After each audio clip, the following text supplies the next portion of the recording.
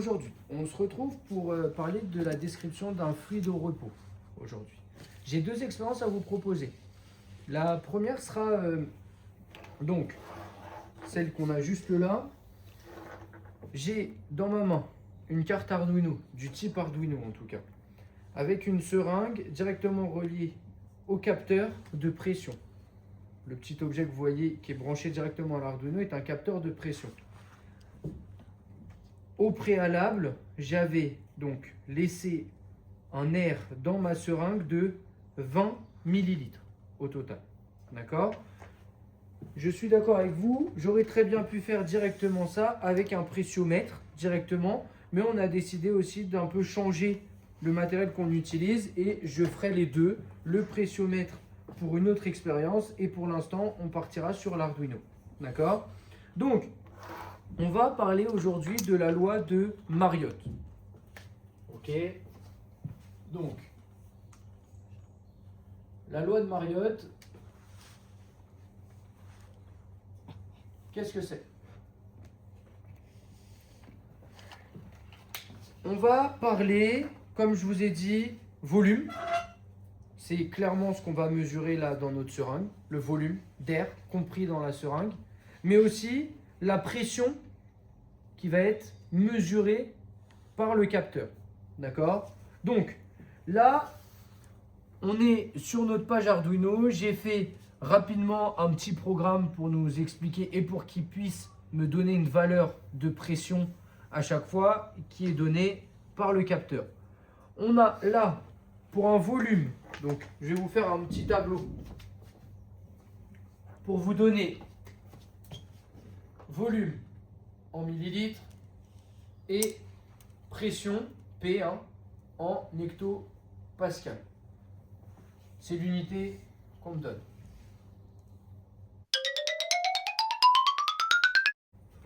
Donc, là, de manière tout à fait simple, sans même toucher au matériel, vous êtes d'accord que dans ma seringue, il est compris 20 ml d'air. Là, j'obtiens une valeur de pression qui est 9,87 à peu près hectopascal. Ensuite, nous, on veut qu'il reste dans notre seringue 16 ml. Donc, je vais appuyer.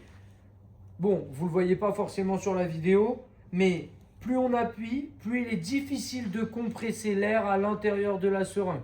D'accord? Vous devez peut-être le deviner, plus le volume va diminuer, plus la pression va augmenter. Mais on va le voir ensemble tout de suite. D'accord? Donc, à 16 millilitres, je suis à... Si mon programme va bien fonctionner. Donc, je suis à peu près 1191. 1191. D'accord? Là, je vais passer de 16 à 12.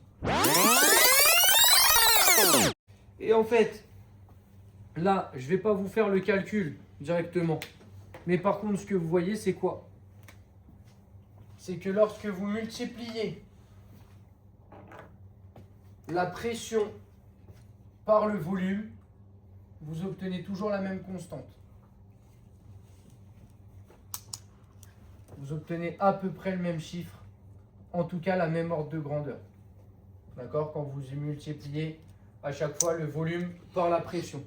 Et donc, techniquement, la loi qu'on devra connaître pour la loi de Mariotte et qu'il faut qu'on se souvienne, c'est donc pression fois volume égale constante.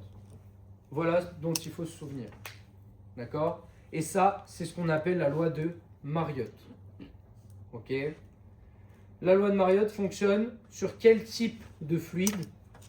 Sur les types de fluides qui sont des gaz. D'accord? Ce que j'ai dans ma seringue, on est bien d'accord, c'est un gaz. Donc, on utilise la loi de Mariotte dans le cas d'un fluide qui est un gaz.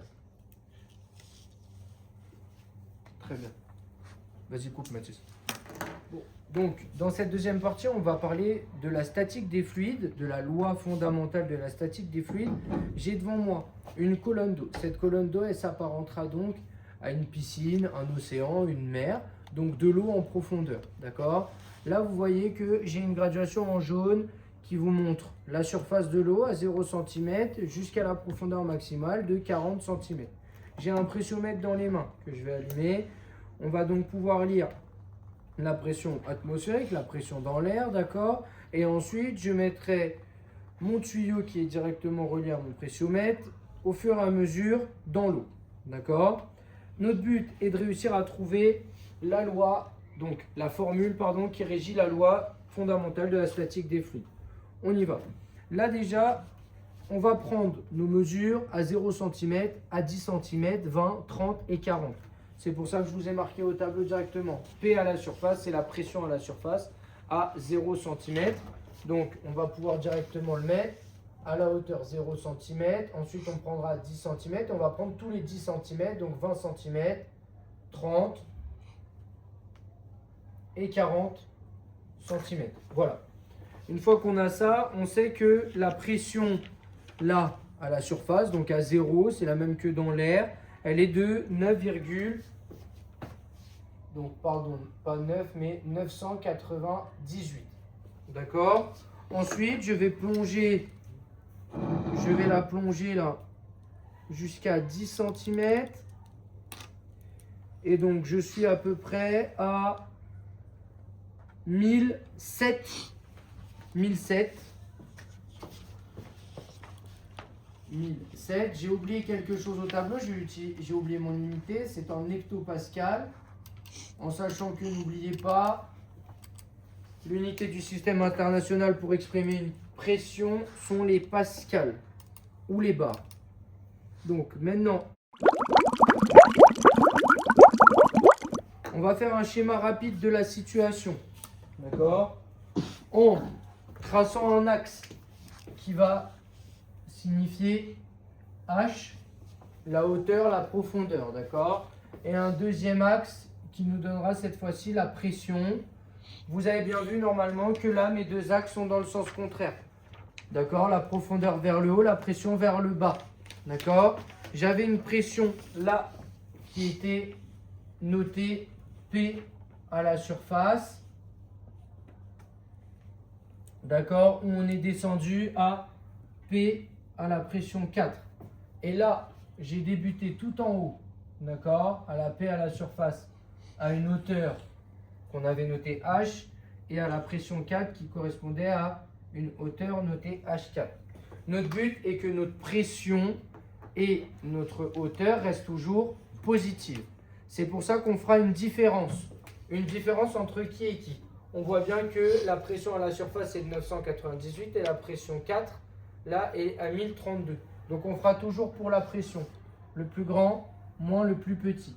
Donc dans notre cas, ce sera toujours delta P qui sera égal à quoi?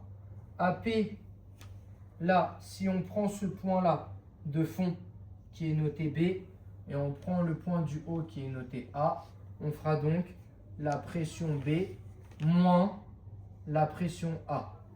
Et ensuite, pour la différence d'altitude, de profondeur, on aura quoi?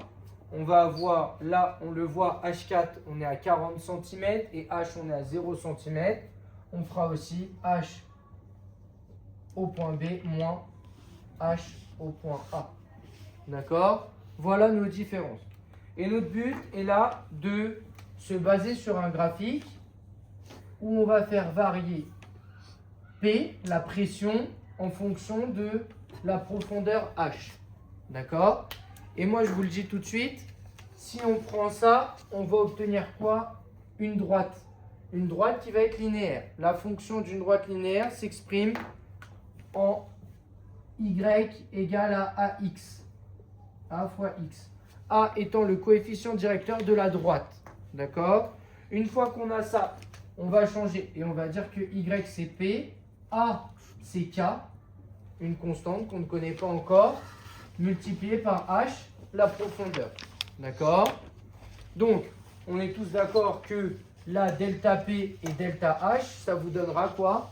Une profondeur et une pression. Donc, on le notera P et on notera H. D'accord? Ensuite, qu'est-ce qu'on a? On a une force qu'on connaît déjà là, qui est la force pressante, qui va être exprimée en fonction de la pression, de la force et de la surface, d'accord, de la surface du fluide, d'accord, sur lequel il est appliqué. Par exemple, là, sur mon exemple de la colonne d'eau, d'accord, la surface va être l'air du disque, juste là. Ok? Maintenant qu'on a ça, qu'est-ce qu'on dit? On va pouvoir faire une démonstration pour réussir à trouver ce que vaut K. La démonstration n'est pas simple, mais normalement on peut tous s'en sortir. Donc on va essayer de le faire ensemble. Je passe ma colonne et je vais continuer juste là, à droite. On va apparenter F, la force pressante, à quelque chose qu'on connaît déjà. Quelle est la seule force qui s'applique sur l'eau au fur et à mesure? C'est son poids.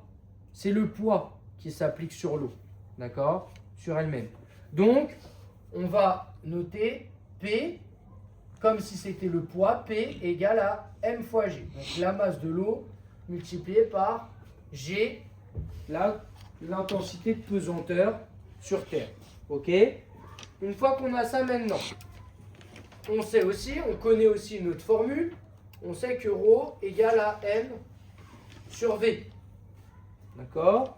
Et maintenant qu'on a ça, qu'est-ce qu'on fait?